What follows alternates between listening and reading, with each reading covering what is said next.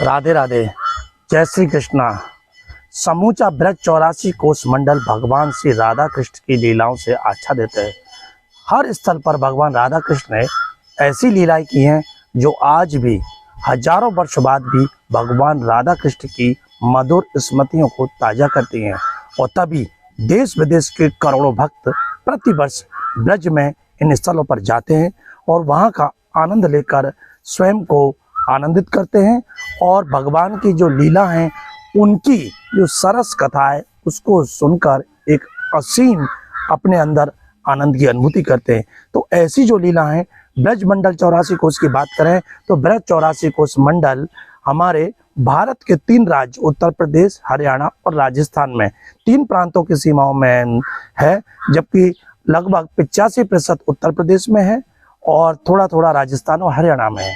तो ऐसे समस्त ब्रज के तीर्थ स्थलों की महिमा, पौराणिक महत्व, भगवान ने क्या लीला की है, ये हम अपने YouTube चैनल हमारो ब्रज धाम के माध्यम से आपको लगातार दिखाते रहें और आगे भी दिखाएंगे। हमारी बस आपसे ये अनुरोध है, अपील है कि यदि आपने अभी तक हमारे इस चैनल को हमारा ब्रज धाम इसको अगर सब्सक्राइब नहीं किया है तो इसको सब्सक्राइब करें। YouTube पर जाकर अगर आप सर्च करेंगे तो हमारो HAMARO हमारो BRAJDHAM ब्रज धाम को सर्च करें, उसको सब्सक्राइब करें और बेल आइकन दबाएं, क्योंकि आपको ब्रज की प्रमाणिक जो दर्शन है वो हम इसी माध्यम से दिखाते रहेंगे।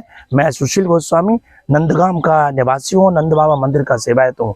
मेरा कोई उद्देश्य इस चैनल के माध्यम से ख्याति अर्जित करना नहीं है, केवल मेरी इच्छा, और बल्कि मैं आपको कहूँ कि मुझको इसको बनाने की प्रेरणा इसलिए मिली कि तमाम लोग हमारे ब्रज से जुड़ी ऐसी चीज़ों के वीडियो बनाकर डाल रहे हैं जिनका कोई प्रमाणिक नहीं है, कोई पौराणिक उनका महत्व नहीं है और भ्रम फैलाते हैं भक्तों के बीच में।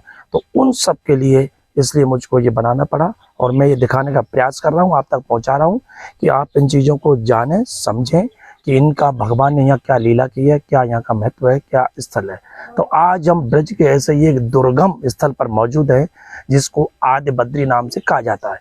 यदि आपने ब्रज के इस तीर्थ के बारे में नहीं सुना होगा तो निश्चित ही आपको आश्चर्य होगा, क्योंकि आदि बद्री धाम उत्तराखंड में भारत के बिल्कुल हिमालय के बिल्कुल चरणों में विराजमान है और गंगोत्री, यमुनोत्री, बद्रीनाथ, केदारनाथ, ये सब जो 4 धाम है उत्तराखंड के, ये सब वहाँ पर विद्यमान है। लेकिन ऐसा नहीं है, भगवान श्री कृष्ण ने ब्रज में इन सब तीर्थों को यहाँ निवास दिया है। और आप देख रहे हैं आज हम जहाँ मौजूद हैं ये आदि बद्री नाम से है और आदि बद्री धाम का वो स्थल है, तीर्थ है, जहाँ भगवान ने अपने पिता नंद बाबा, यशोदा मैया और ब्रजवासियों को उत्तराखंड के जो हिमालय के तीर्थ हैं उनका दर्शन इसी स्थल पर कराया, सभी तीर्थों का आह्वान किया और बद्रीनाथ धाम, केदारनाथ धाम, हरिद्वार, ऋषिकेश, हर की पौड़ी सब यहाँ विद्यमान हो गए। तो ब्रजवासियों ने यहीं आकर उन तीर्थों का आनंद किया। तो आइए हम आपको ले चलते हैं। सबसे पहले आपको हम बद्रीनाथ मंदिर में ले चलते हैं। वहाँ आज भी प्राचीन मंदिर स्थित है, तप्त कुंड है और आप देख रहे हैं बद्रीनाथ के दर्शन कर रहे हैं। यहाँ बद्रीनाथ है, नर भगवान, नारायण भगवान है, गणेश जी के दर्शन है, उद्धव जी के दर्शन है। तो ये सब दर्शन आप कर रहे हैं बद्रीनाथ धाम। मैं बताऊं कि ये राजस्थान के भरतपुर जिले के डीग तहसील में स्थित है और एक छोटा सा अलीपुर गांव है, उसके बिल्कुल निकट है। ब्रज 84 कोस की प्रतिवर्ष यहाँ यात्रा आती है और यहाँ दर्शन करते हैं, लाखों लोग यहाँ आते हैं। तो आज इस हमारे ब्रज धाम के माध्यम से आप दर्शन कर रहे हैं और आप देख रहे हैं कि बीच में नर भगवान विराजमान है, नारायण भगवान विराजमान है, उनके बराबर में उद्धव जी हैं और बराबर में गणेश जी विराजमान है। तो ये बड़े अद्भुत और प्राचीन दर्शन है। उनका श्रीमद् भागवत में, ब्रह्म वैवर्त पुराण में और तमाम ऐसे ब्रज लीला से जुड़े ग्रंथ है, उनमें इसका उल्लेख है, प्रमाण है। तो ऐसा नहीं है कि हम कोई मन गढ़ंत कहानी गढ़ रहे हैं। ब्रज के इस पौराणिक स्थल के दर्शन कराते हैं और आइए अब हम आपको ले चलते हैं बद्रीनाथ और केदारनाथ के बीच में। यहाँ बद्रीनाथ धाम की जो पहाड़ी है, नर पर्वत और नारायण पर्वत, और वहीं उत्तराखंड की जो पर्वत श्रृंखलाएं धार्मिक महत्व की, वो सब यहाँ विराजमान है। तो आइए मैं आपको दिखाता हूँ और ले चलता हूँ कि यहाँ यमुनोत्री और गंगोत्री भी हैं। आप देखेंगे कि ये जो मंदिर है, यहाँ अभी मंदिर तो अभी नया बनाया, मैं खुद कह रहा हूँ, लेकिन यहाँ ये आप जो श्रृंखला देख रहे हैं पर्वत की, ये जो धाराएं दिखाई दे रही हैं, इन्हीं को यमुनोत्री, गंगोत्री कहा जाता है। तो सबसे पहले जो ये जो धारा आ रही है, यहाँ हरे वृक्ष के बराबर मेरे इधर देख रहे होंगे, ये गंगोत्री की धारा है और फिर बीच में सफेद पत्थर के जो बीच में ये बिल्कुल मेरे हाथ के सीध में आप जो देख रहे होंगे ये यमुनोत्री की धारा है। और फिर आप मेरे थोड़ा इधर दाईं तरफ आएंगे, तीसरी धारा जो पर्वत की श्रृंखला के इधर है और ये अलकनंदा की है। तो अलकनंदा, यमुनोत्री, गंगोत्री तीनों धाराओं के दर्शन है। और फिर आप इस पर्वत को देखेंगे सफेद, इसकी जो शिलाएं दिख रही हैं इसको धवलगिरी पर्वत का कहते हैं और ब्रज इतिहास के जो ग्रंथ है उसमें इसका धवलगिरी पर्वत का नाम है।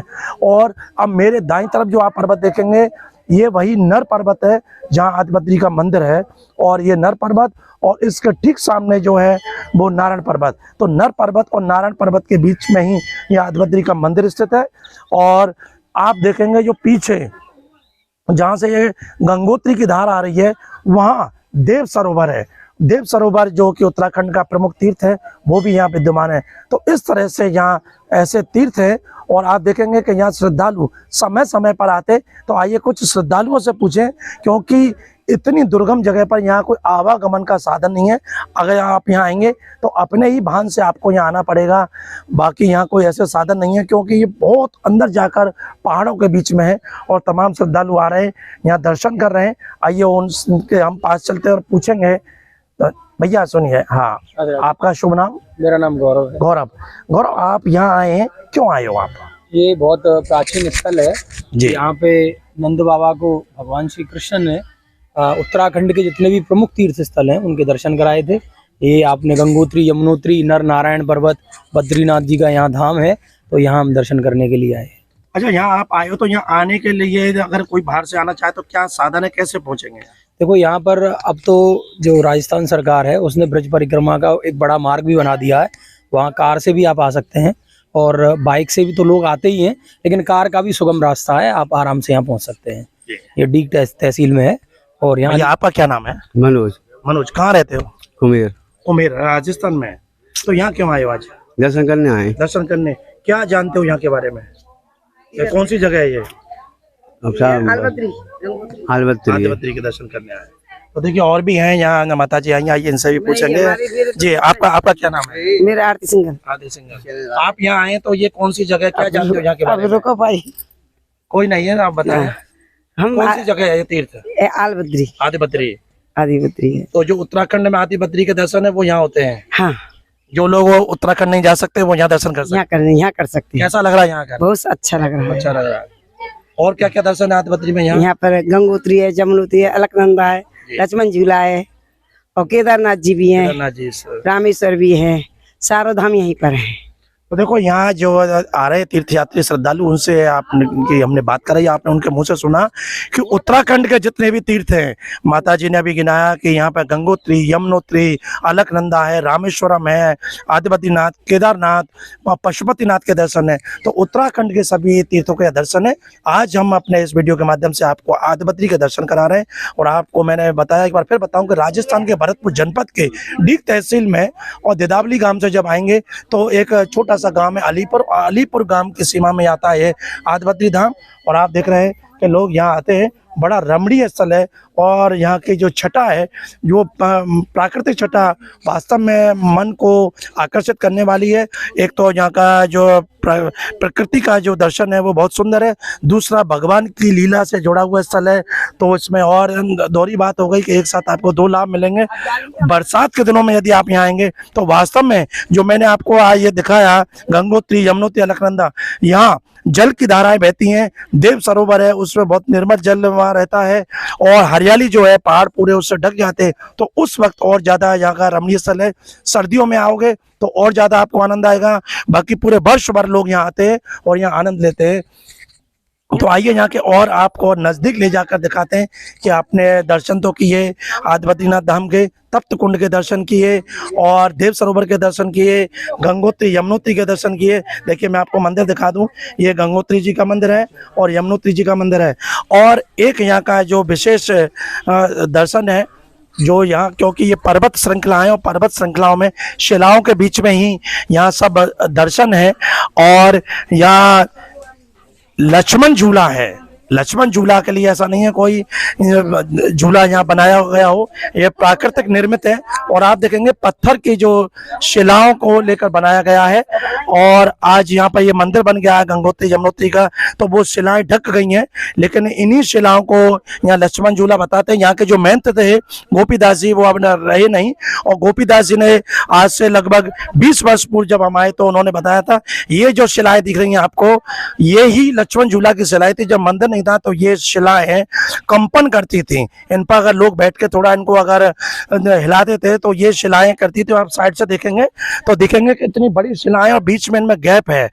तो जब इस पर बैठ के कहा जाता, भगवान श्री कृष्ण अपने ग्वाल बालों के साथ जब यहाँ गौचारण करते थे तो इन्हीं शिलाओं पर बैठकर विश्राम करते, और जो सखा है भगवान के वो यहाँ पे अपनी क्रीड़ा करते थे, बाल क्रीड़ा, तो इन्हीं जगह पे वो झूलते थे। तो इसको लक्ष्मण झूला कहा गया है। और आप देखेंगे कितना प्राकृतिक दृश्य है, यहाँ प्राचीन धौक के वृक्ष है, और बीच में जो पीले पेड़ आप दिख रहे हैं ये वृक्ष वही पलाश के वृक्ष है जिनका टेसू के फूल जो रंग बनता है होली में, प्राकृतिक जो रंग, वो जो आप पे ये वृक्ष दिख रहे हैं जो बिल्कुल आपको अलग दिख रहे होंगे, बीच में एक दो पेड़ है, ये वही पलाश के वृक्ष है और इन्हीं के फूल से रंग बनता है। तो कुल मिलाकर आज आपने आदिबद्री धाम में यहाँ दर्शन किए, और आइए जो बाकी दर्शन है वहाँ आपको हम लेके चलते हैं और दिखाते हैं यहाँ की प्राकृतिक छटा।